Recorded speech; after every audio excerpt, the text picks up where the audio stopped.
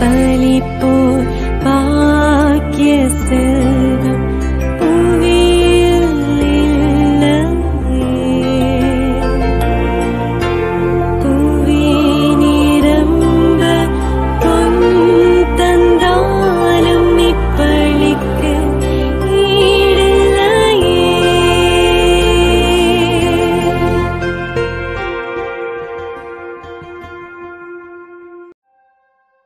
திருப்பலி ஒளிபரப்ப உதவுபவர்கள் திருமதி நம்பிக்கை மேரி குடும்பத்தினர், மதுரை. திரு C.A. மரிய ஜோசப் இவரின் ஆன்ம இளைப்பாற்றிக்காக வேண்டி.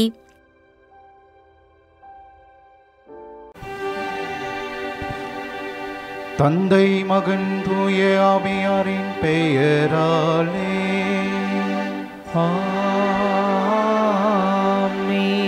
நம் ஆண்டவராகிய இயேசு கிறிஸ்துவின் அருளும் கடவுளின் அன்பும் தூய ஆவியாரின் நட்புறவும் உங்கள் அனைவரோடும் இருப்பதாக.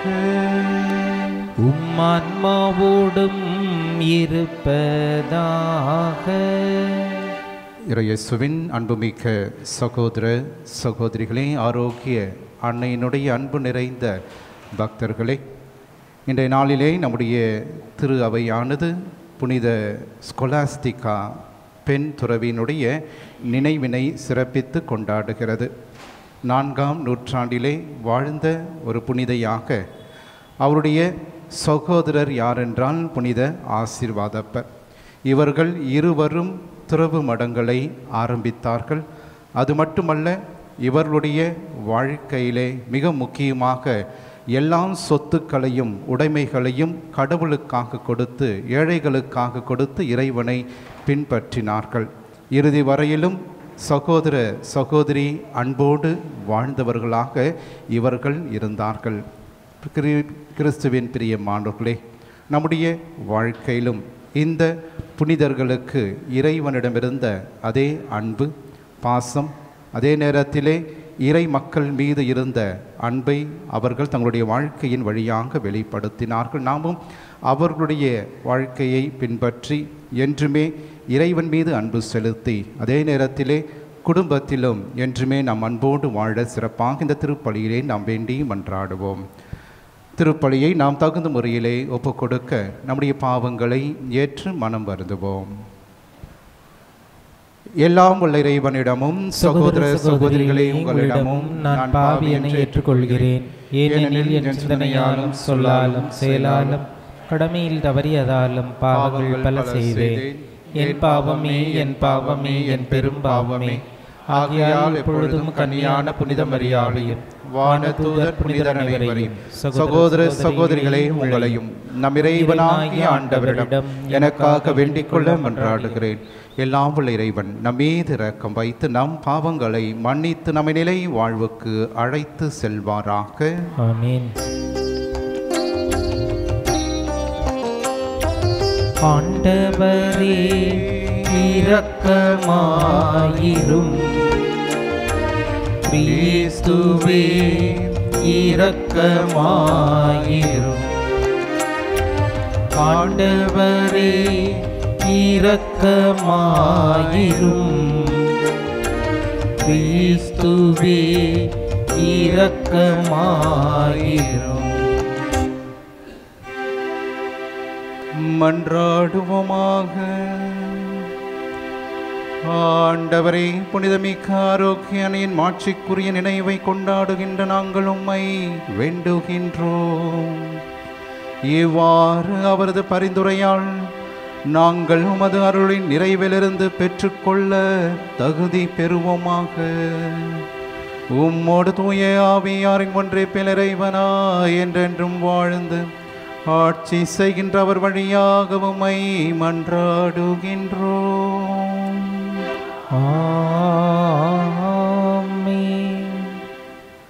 யெரோபவாம் இரு பெண் கன்றுக்குட்டிகளை செய்தான். அரசர்கள் முதல் நூலிலிருந்து வாசகம். அதிகாரம் 12, இறை வசனங்கள் 26 முதல் 32 வரை மற்றும் அதிகாரம் 13, இறை வசனங்கள் 33 முதல் 34 வரை. அந்நாட்களில் இப்போதுள்ள நிலை நீடித்தால் அரசு தாவீதின் வீட்டுக்கே திரும்பி சென்றுவிடும். ஏனெனில் இம்மக்கள் எருசலேமில் உள்ள ஆண்டவரின் இல்லத்தில் பலி செலுத்த இனிமேலும் போவார்களே. ஆனால் அவர்களது உள்ளம் யூதாவின் அரசன் ரெகெபெயாம் என்ற தங்கள் தலைவனை நாடும். என்னை கொலை செய்துவிட்டு யூதாவின் அரசன் ரெகெபெயாம் பக்கம் சேர்ந்து கொள்வார்கள் என்று தன் இதயத்தில் யெரொபெயாம் சொல்லிக்கொண்டான். இதை பற்றி தீர சிந்தித்து அவன் பொன்னால் 2 கன்றுக்குட்டிகளை செய்தான். மக்களை நோக்கி, நீங்கள் எருசலேமுக்கு போய் வருவது பெருந்தொல்லை அல்லவா? இஸ்ரேலரே, இதோ உங்கள் எகிப்து நாட்டிலிருந்து மீட்டு வந்த உங்கள் தெய்வங்கள் என்றான். இவற்றுள் ஒன்றை பெத்தேலிலும் மற்றொன்றை தானிலும் வைத்தான். இச்செயல் பாவத்திற்கு காரணமாயிற்று. ஏனெனில் மக்கள் கன்றுக்குட்டியை வணங்கத்தான் வரையிலும் செல்லத் தொடங்கினர். மேலும் அவன் தொழுகை மேட்டு கோவில்கள் கட்டி லேவியரல்லாத சாதாரண மக்களை அவற்றில் குருக்களாக நியமித்தான். அதுவுமின்றி யூதாவின் விழாவுக்கு இணையாக 8ஆம் மாதம் 15ஆம் நாள் யெரொபெயாம் ஒரு விழாவை ஏற்படுத்தி பலிபீடத்தின் மேல் பலியிட்டான். அவ்வாறே பெத்தேலிலும் தான் செய்து வைத்த கன்றுக்குட்டிகளுக்கு பலியிட்டான். மேலும் தான் அமைத்திருந்த தொழுகை மேடுகளில் குருக்களை பெத்தேலில் பணி செய்யும்படி அமர்த்தினான். இவற்றின் பின்னும் யெரொபெயாம் தன் தீய வழியை விட்டு விலகாமல் சாதாரண மக்களை தொழுகை மேட்டு குருக்களாக அமர்த்தினான். யார் விரும்பினார்களோ அவர்களை அவன் திருநிலைப்படுத்த அவர்கள் தொழுகை மேட்டு குருக்கள் ஆயினர். இச்செயல் யெரொபெயாம் வீடு பாவத்திற்கு உள்ளாவதற்கும் மண்ணிலிருந்து அழிந்தொழிந்து போவதற்கும் காரணமாயிற்று. ஆண்டவர் வழங்கும் அருள்வாக்கு. இறைவனுக்கு நன்றி. பதிலுரை பாடல். ஆண்டவரே, உம் மக்கள் மீது இரக்கம் காட்டி என்னை நினைவு கூரும். ஆண்டவரே, உம் மக்கள் மீது இரக்கம் காட்டி என்னை நினைவு கூரும். எங்கள் மூதாதையரின் வழி நடந்து நாங்களும் பாவம் செய்தோம், குற்றம் புரிந்தோம், தீமை செய்தோம். எங்கள் மூதாதையர் எகிப்தில் நீர் செய்த வியத்தகு செயல்களை பற்றி சிந்திக்கவில்லை. பல்லவி. ஆண்டவரே, உம் மக்கள் மீது இரக்கம் காட்டி என்னை நினைவு கூரும். அவர்கள் ஒரே பில் ஒரு கன்றுக்குட்டியை செய்து கொண்டனர். வார்ப்பு சிலையை வழங்கி விழுந்து வணங்கினர். தங்கள் மாட்சிக்கு பதிலாக புல் தின்னும் காளையின் உருவத்தை செய்து கொண்டனர். பல்லவி. ஆண்டவரே, உம் மக்கள் மீது இரக்கம் காட்டி என்னை நினைவு கூரும்.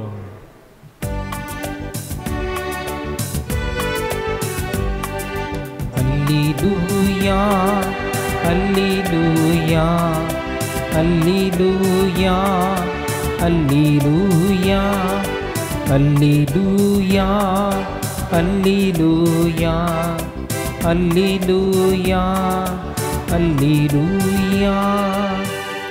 மனிதர் அப்பத்தினால் மட்டுமல்ல, மாறாக கடவுளின் வாய்ச்சொல் ஒவ்வொன்றாலும் உயிர் வாழ்வர்.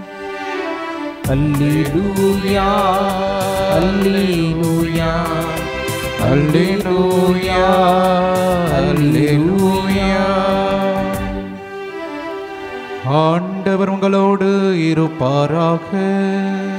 உம் ஆன்மாவோடும் இருப்பாராக. புனித மார்க்கு எழுதிய தூய நற்செய்தியிலிருந்து வாசகம். ஆண்டவரே, மாட்சி உமக்கே. அதிகாரம் 8 இறை திருவார்த்தைகள் 1-10 முடிய. மீண்டும் பெரும் திரளான மக்கள் கூடியிருந்தார்கள். உண்பதற்கு அவர்களிடம் ஒன்றுமில்லை. இயேசு தம் சீடரை வரவழைத்து அவர்களிடம், நான் இம்மக்கள் கூட்டத்தின் மீது பரிவு கொள்ளுகிறேன். ஏற்கனவே 3 நாட்களாக இவர்கள் என்னுடன் இருக்கின்றார்கள். உண்பதற்கும் இவர்களிடம் எதுவுமில்லை. நான் இவர்களை பட்டினியாக வீட்டிற்கு அனுப்பிவிட்டால் வழியில் தளர்ச்சி அடைவார்கள். இவர்களுள் சிலர் நெடுந்தொலையிலிருந்து வந்துள்ளனர் என்று கூறினார். அதற்கு அவருடைய சீடர்கள், இப்பாலை நிலத்தில் இவர்களுக்கு போதுமான உணவு அளிப்பது எப்படி என்று கேட்டார்கள். அப்போது அவர் அவர்களை பார்த்து, உங்களிடம் எத்தனை அப்பங்கள் உள்ளன என்று கேட்டார். அவர்கள் 7 என்றார்கள். தரையில் அமர மக்களுக்கு அவர் கட்டளையிட்டார். பின்பு அந்த 7 அப்பங்களையும் எடுத்து கடவுளுக்கு நன்றி செலுத்தி பிட்டு பரிமாறும்படி தம் சீடர்களிடம் கொடுக்க அவர்களும் மக்களுக்கு அளித்தார்கள். சிறு மீன்கள் சிலவும் அவர்களிடம் இருந்தன. அவற்றின் மீது அவர் ஆசி கூறி பரிமாற சொன்னார். அவர்கள் வயிறார உண்டார்கள். மீதியாய் இருந்த துண்டுகளை 7 கூடைகள் நிறைய எடுத்தார்கள். அங்கு இருந்தவர்கள் ஏறக்குறைய 4000 பேர். பின்பு அவர் அவர்களை அனுப்பிவிட்டார். உடனடியாக தம் சீடருடன் படகேறி தல்மனுத்தா பகுதிக்கு சென்றார். ஆண்டவரின் அருள்வாக்கு. கிறிஸ்துவே உமக்கு புகழ்.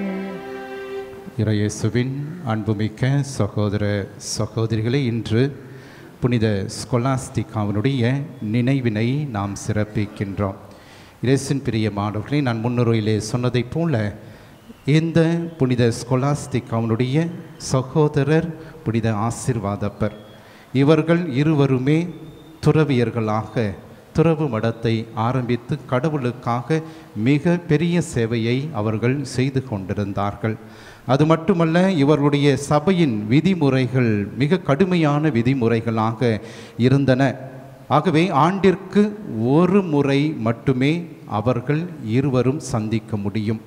அதுதான் இவர்களுடைய சபையிலே மிக வேதனையான ஒரு விஷயமாக அந்த காலகட்டத்திலே இருந்தது. இந்த ஒரு நாளுக்காக புனித ஸ்கொலாஸ்டிகாவும் காத்து கொண்டிருந்தார். அதே நேரத்திலே புனித ஆசீர்வாதப்பர் அவரும் காத்து கொண்டிருந்தார்.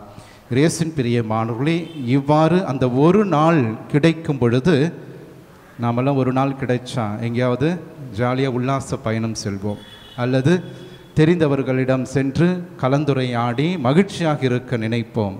ஆனால் இவருடைய வாழ்க்கையிலே நாம் பார்க்கின்ற பொழுது இவர்கள் அந்த ஒரு நாளிலும் ஆன்மீக உரையாடல்களிலே அவர்கள் ஈடுபட்டார்கள்.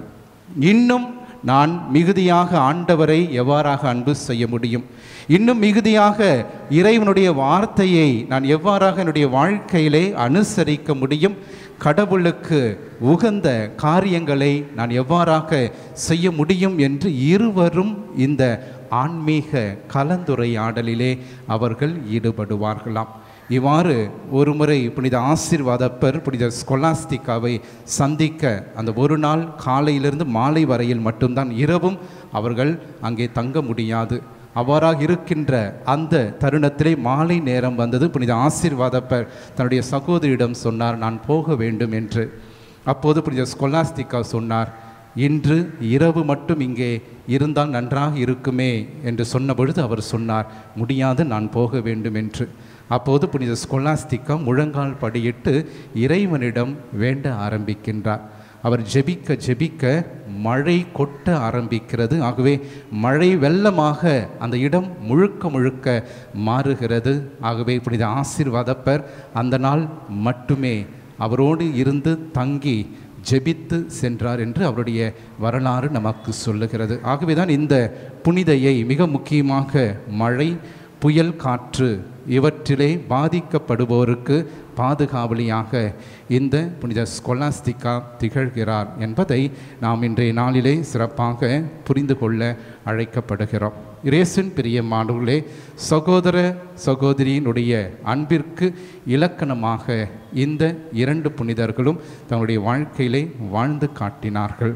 இன்றைய நற்செய்தியிலே ஆண்டவராக இயேசு கிறிஸ்து தன்னோடு இருக்கின்ற மக்களுக்கு எத்தகைய அன்புள்ளம் கொண்டவராக, பரிவுள்ளம் கொண்டவர்களாக இவர்கள் இன்று பசியோடு இருக்கிறார்கள். 3 நாட்கள் என்னுடைய இந்த நேரத்திலே நான் பேசுவதையெல்லாம் கேட்பதற்காக நெடுந்தொலைவிலிருந்து இவர்கள் வந்திருக்கின்றார்கள். ஆகவே இவர்களை வெறும் கையராய் நான் அனுப்ப முடியாது. ஆகவே அவர்களுக்கு நான் உணவு கொடுத்து அனுப்ப வேண்டும். இல்லையென்றால் இவர்கள் போகின்ற வழியிலே தளர்ச்சி அடைவார்கள், மயக்கம் உருவார்கள். காரணம், முதியவர்களும் இருந்தார்கள், பெண்களும் இருந்தார்கள், குழந்தைகளும் அந்த பெரும் கூட்டத்திலே இருந்தார்கள். ஆகவே ஆண்டவராக இயேசு கிறிஸ்துனுடைய மனநிலை அவ்வாறாக இருந்தது. இயேசுவின் பிரியமானவர்களே, கடவுளினுடைய மனநிலை மனிதனுடைய மனநிலையை நாம் சிந்திக்க அழைக்கப்படுகின்றோம். காரணம், மனிதனுடைய மனநிலை எவ்வாறாக இருக்கிறது என்றால், முடிந்தால் செய்வோம்.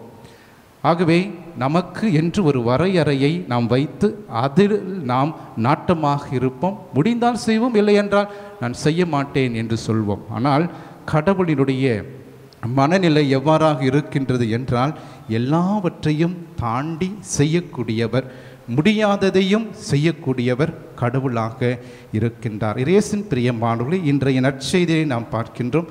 இறைவன் இயேசு கிறிஸ்துனுடைய மனநிலை, சீடர்களினுடைய மனநிலை. முதலாவதாக நாம் பார்க்கின்றோம் இயேசுனுடைய மனநிலை. ஆகவே பசியோடு இருக்கின்ற பெரும் திரளான மக்கள் மீது இயேசு பரிவு கொள்ளுகிறார்.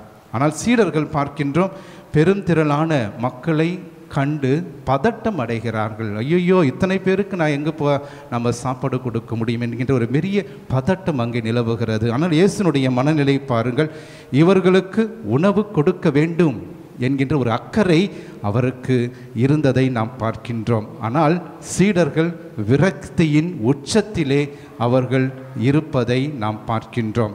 அடுத்தபட்சமாக நாம் பார்க்கின்றோம், பாலை நிலத்தில் இம்மக்களுக்கு நிறைவை கொடுக்க இயேசு விரும்புகின்றார்.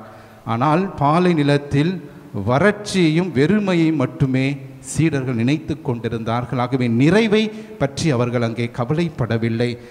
அடுத்ததாக நாம் பார்க்கின்றோம், ஆண்டவராக இயேசு கிறிஸ்து உடனடியாக செயலிலே ஈடுபடுகின்றார். உடனடியாக இந்த மக்களுக்கு ஏதாவது தர வேண்டும், உங்களிடம் என்ன இருக்கிறது கொண்டு வாருங்கள் என்று சீடர்களிடம் அவர் பேசுவதை நாம் பார்க்கின்றோம். ஆனால் சீடர்கள் அமைதியாக செயல்படாமல் அங்கே ஒரு மரமாக நிற்பதை நாம் பார்க்கின்றோம். அது மட்டுமல்ல, ஆண்டவராகிய கிறிஸ்து முடியும் என்று தனது இறை ஆற்றலை அங்கே வெளிப்படுத்துகின்றார். ஆகவே நாம் சொல்லுகிறோம் டிவைன் கால்குலேஷன் என்று, கடவுளினுடைய கணிப்பு. அவருக்கு தெரியும் 4000 பேர் இங்கு இருக்கிறார்கள், அவர்களுக்கு என்னால் உணவு தர முடியும் என்று. ஆனால் சீடர்களுக்கு இருந்தது ஹியூமன் கால்குலேஷன். என்னடா இது, இத்தனை 7 அப்பத்தை வைத்து எவராக இந்த மனிதன் இத்தனை பேருக்கு உணவு தர முடியும் என்று அவர்கள் சாதாரண ஒரு நினைப்பை அவர்கள் கொண்டிருப்பதை நாம் பார்க்கின்றோம். இறுதியாக ஆண்டவராக இயேசு கிறிஸ்து பாலை நிலத்திலே சோலை வனத்தை கண்டார். ஆகவே இந்த பாலை நிலத்திலும் இந்த மக்களை என்னால் நிச்சயமாக அவருடைய பசியை ஆற்ற முடியும் என்று நினைத்தார். ஆனால் சீடர்கள் பாலை நிலத்தை மட்டுமே அண்ணாந்து பார்த்து கொண்டிருந்தார்கள். இயேசுவின் பிரியமானவர்களே, இன்று நம்முடைய வாழ்க்கையும் அவ்வாறாக தான் இருக்கிறது. நம்மை சுற்றிலும் பாலை நிலம் இருக்கிறது. ஆனால் மக்கள் ஏறக்குறைய பெரும்பான்மையானோர் இன்று நம்மை தேடி வருகிறார்கள். ஏழை எளியவர்கள், இன்றைய நாளிலே அனாதைகள், உணவு இல்லாதவர்கள், பசியோடு இருக்கின்றவர்கள், குடும்பத்திலே பிரச்சனைகளோடு இருக்கின்றவர்கள், நோயாளர்கள், இன்று பெருந்திரளானவர்கள் நம்மை சுற்றி இருக்கின்றார்கள். இயேசுவுக்கு இருந்த அதே கனிவு, இயேசுவுக்கு இருந்த அதே அன்பு, பொறுமை நம்மிடம் இருக்கிறதா? அவர்களுக்கு ஏதாவது கொடுக்க வேண்டும் என்கின்ற ஆர்வம் நமக்கு இருக்கிறதா என்று சிந்திப்போம். இன்றைய நாளிலே இயேசுவுக்கு இருந்த அதே மனநிலையை நாமும் பெற்றுக்கொள்ள சிறப்பாக இந்த திருப்பலியிலே நாம் தொடர்ந்து வேண்டி மன்றாடுவோம். ஆமேன்.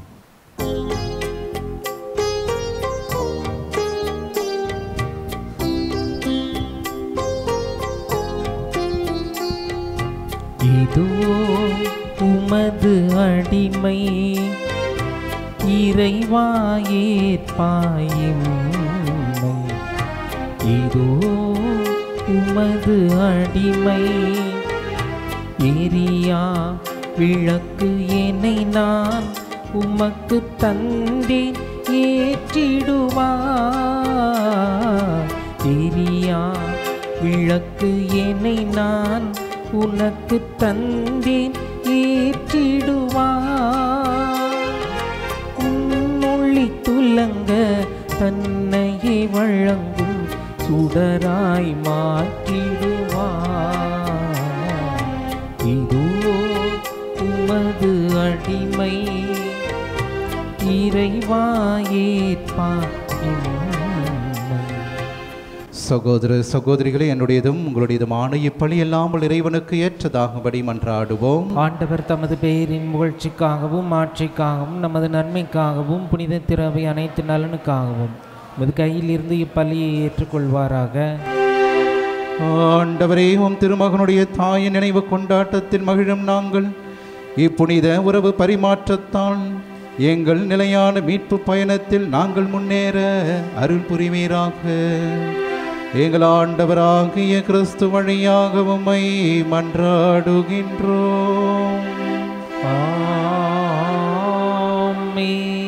ஆண்டவர் உங்களோடு இருப்பாராக, ஆன்மாவோடும் இருப்பாராக. இதயங்களை மேலே எழுப்புங்கள். ஆண்டவரிடம் எழுப்பியுள்ளோம். நாம் இறைவனாகிய ஆண்டவருக்கு நன்றி கூறுவோம். அது தகுதியும் நீதியும் ஆனதே. ஆண்டவரே, தூயவரான தந்தையே, என்றுமுள்ள எல்லாமுள்ள இறைவா, எந்நாளும் இவ்விடத்திலும் நாங்கள் உமக்கு நன்றி செலுத்துவதும் எப்பொழுதும் கண்ணியான புனித ஆரோக்கிய அன்னையினுடைய நினைவு நாளிலே நாங்கள் உம்மை போற்றி புகழ்ந்து மாட்சிப்படுத்துவதும் மெய்யாகவே தகுதியும் நீதியுமாகும், எங்கள் கடமையும் மீட்புக்குரிய செயலுமாகும்.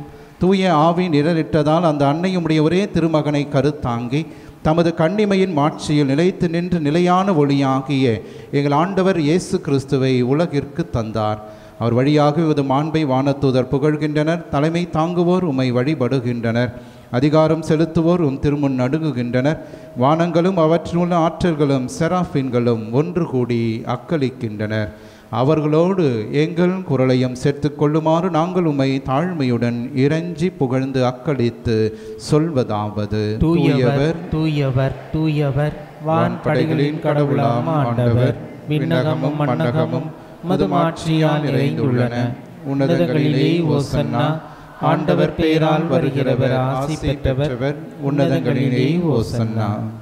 ஆண்டவரே, நீர்மையாகவே தூயவர், தூய்மை அனைத்திற்கும் ஊற்று. ஆகவே உம்முடைய ஆவியை பொழிந்த இக்காணிக்கைகளை தூய்மைப்படுத்த உம்மை வேண்டுகிறோம். இவ்வாறு எங்கள் ஆண்டவர் இயேசு கிறிஸ்துவின் உடலும் இரத்தமுமாக எங்களுக்கு இவை மாறுவனவாக. அவர் பாடுபட உளம் கனிந்து தம்மை கையளித்த போது அப்பத்தை எடுத்து நன்றி செலுத்தி அதை பிட்டு தம் சீடர்களுக்கு அளித்து கூறியதாவது: அனைவரும் இதிலிருந்து பெற்று உண்ணுங்கள், ஏனெனில் இது உங்களுக்காக கையளிக்கப்படும் என் உடல்.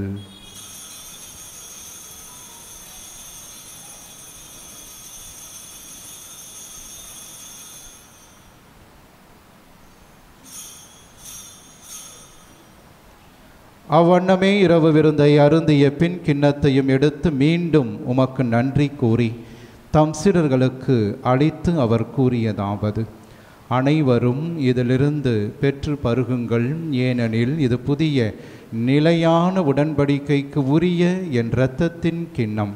இது பாவ மன்னிப்புக்கென்று உங்களுக்காகவும் பலருக்காகவும் சிந்தப்படும். இதை என் நினைவாக செய்யுங்கள்.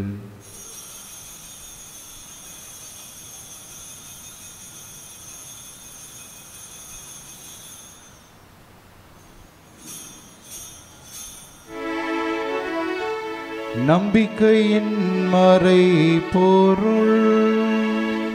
ஆண்டவரே, நீர் வருமளவும் உமது இறப்பினை அறிக்கையிடுகின்றோம், உமது உயிர்ப்பினையும் எடுத்துரைக்கின்றோம். ஆகவே ஆண்டவரை, நாங்கள் கிறிஸ்துவின் இறப்பினையும் உயிர்ப்பினையும் நினைவு கூர்ந்து வாழுதரும் அப்பத்தையும் மீட்பளிக்கும் கிண்ணத்தையும் ஒப்புக் கொடுக்கின்றோம். உம் திருமுன் நின்று மக்கு ஊழியம் புரிய தகுந்தவர்கள் என எங்களை ஏற்றுக்கொண்டீர். எனவே உமக்கு நன்றி செலுத்துகின்றோம். மேலும் கிறிஸ்துவின் உடலிலும் இரத்தத்திலும் பங்கு கொள்ளும் எங்களை தூய ஆவியார் ஒன்று சேர்க்க வேண்டும் என உம்மை தாழ்மையுடன் மன்றாடுகிறோம். ஆண்டவரே, உலகெங்கும் பரவியிருக்கும் உமது திரு அவையை நினைவு கூர்ந்தருளும். எங்கள் திருத்தந்தை பிரான்சிஸ், எங்கள் பேராயர் ஜார்ஜ் ஆண்டகை, எல்லா திருநிலையினர் ஆகிய அனைவரோடும் மது திரு அவை அன்பில் நிறைவு பெற செய்தருளும். உயிர் தெழுமெது நோக்குடன் துயில் கொள்ளும் எங்கள் சகோதரர் சகோதரிகளையும் இறந்தோர் அனைவரையும் இரக்கத்தோடு நினைவு கூர்ந்து மது திருமுக வழியினுள் ஏற்றருளும். எங்கள் அனைவர் மீதும் இரக்கமாயிரும். கடவுளின் கன்னித்தாயான புனிதமிக்க ஆரோக்கிய அன்னை, அவருடைய கணவரான புனித யோசேப்பு, புனித திருத்தூதர்கள், இன்று நாங்கள் நினைவு கூறுகின்ற புனித ஸ்கொலாஸ்டிகா, மற்ற அனைத்து புனிதரோடு நாங்கள் நிலை வாழ்வில் பங்கு கொள்ளும் தகுதி பெற்று உம் திருமகன் இயேசு கிறிஸ்து வழியாக உம்மை புகழ்ந்தேத்தும் வரமருள உம்மை மன்றாடுகின்றோம். இவர் வழியாக இவரோடு இவரில் எல்லாம் வல்ல இறைவனாகிய தந்தையே, தூய ஆவியாரின் ஒன்றிப்பில் எல்லா புகழும் ஆட்சியும் என்றென்றும் உமக்கு உரியதே. ஆமென், ஆமென், ஆமென். கடவுளை தந்தை என அழைக்க இயேசு நமக்கு கற்றுக் கொடுத்த ஜெபத்தை விண்ணக தந்தையை நோக்கி நம்பிக்கையோடு நாம் மன்றாடுவோம். விண்ணுலகில் இருக்கின்ற எங்கள் தந்தையே, உமது பெயர் தூயதென போற்றப் பெறுக. மது ஆட்சி வருக. மது திருவுள்ளம் விண்ணுலகில் நிறைவேறுவது போல மண்ணுலகிலும் நிறைவேறுக. எங்கள் அன்றாட உணவை இன்று எங்களுக்கு தாரும். எங்களுக்கு எதிராக குற்றம் செய்வோரை நாங்கள் மன்னிப்பது போல எங்கள் குற்றங்களை மன்னியும். எங்களை சோதனைக்கு உட்படுத்தாதேயும், தீமையிலிருந்து எங்களை விடுவித்தருளும். ஆண்டவரே, தீமை அனைத்திலிருந்தும் எங்களை விடுவித்து எங்கள் வாழ்நாளில் அமைதியை கனிவோடு அருளும் மன்றாடுகின்றோம். உமது இரக்கத்தின் உதவியால் நாங்கள் பாவத்திலிருந்து எப்போதும் விடுதலை பெற்று யாதொரு கலக்கமுமின்றி நலமாய் இருப்போமாக. நாங்கள் எதிர்நோக்கியிருக்கும் பேரின்பத்துக்காகவும் மீட்பராகிய இயேசு கிறிஸ்துவின் வருகைக்காகவும் காத்திருக்கின்றோம். ஏனெனில் ஆட்சியும் வல்லமையும் ஆட்சியும் என்றென்றும் உமதே. ஆண்டவரே இயேசு கிறிஸ்துவை, அமைதியை உங்களுக்கு விட்டு செல்கின்றேன், என் அமைதியை உங்களுக்கு அளிக்கின்றேன் என்றும் திருத்தூதர்களுக்கு மொழிந்திரே. எங்கள் பாவங்களை பாராமல் உமது திரு அவையின் நம்பிக்கையை கண்ணோக்கி உமது திருவுள்ளத்திற்கு ஏற்ப அதற்கு அமைதியையும் ஒற்றுமையும் அளித்தருள்வீராக. என்றென்றும் வாழ்ந்து ஆட்சி செய்கின்றவர் நீரே. ஆமென். ஆண்டருடைய அமைதி என்றும் உங்களோடு இருப்பதாக, ஆன்மாவுடன் இருப்பதாக. ஒருவருக்கொருவர் ஆண்டவர் தருகின்ற அமைதியை நாம் பகிர்ந்து கொள்வோம். உலகின் பாவங்களை போக்கும் இறைவனின் செம்மறியே, எங்கள் மேல் இரக்கமாயிரும். உலகின் பாவங்களை போக்கும் இறைவனின் செம்மறியே, எங்கள் மேல் இரக்கமாயிரும். உலகின் பாவங்களை போக்கும் இறைவனின் செம்மறியே, எங்களுக்கு அமைதியை அளித்தருளும்.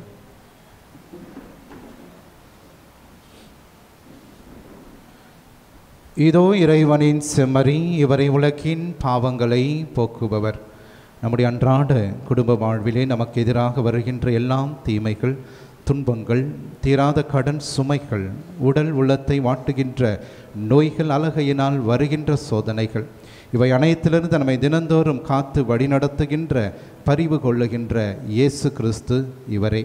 இவருடைய திருவிருந்திற்கு அழைக்க பெற்ற நாம் அனைவருமே பேறு பெற்றோர். எழுந்தருளிவர நாம் தகுதியற்றவன், ஆனால் ஒரு வார்த்தை மட்டும் சொல்லியருளும், எனது ஆன்மா நலமடையும். கிறிஸ்துவின் திருவுடல் திரு ரத்தம் நம்மை காத்து நிலை வாழ்வு நமக்கு அளிப்பதாக. ஆமென். நன்றியோடு மன்றாடுவோமாக. ஆண்டவரே, உம் திருமகனுடைய தாயின் நினைவை கொண்டாடுகின்ற நாங்கள் நிலையான மீட்பில் பங்கு பெற உம்மை பணிவோடு வேண்டுகின்றோம். அதனால் உமது அருளின் நிறைவால் மாற்றியுறுகின்ற நாங்கள் மீட்பின் தொடர் வளர்ச்சியை துய்த்துணர்வோமாக. எங்கள் ஆண்டவராகிய கிறிஸ்து வழியாக உம்மை மன்றாடுகின்றோம். ஆமென். ஆண்டவர் உங்களோடு இருப்பாராக. உம்மான்மாவோடும் இருப்பாராக. எல்லாம் வல்ல இறைவன் தந்தை மகன் தூய ஆவியார் என்றும் உங்களை ஆசிர்வதிப்பாராக.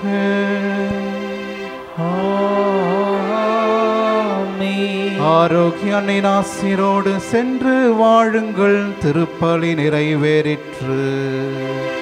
இறைவனுக்கு நன்றி. திருப்பலி ஒளிபரப்ப உதவியவர்கள்: திருமதி நம்பிக்கை மேரி குடும்பத்தினர், மதுரை. திரு சி ஏ மரிய ஜோசப் இவரின் ஆன்ம இளைப்பாற்றிக்காக வேண்டி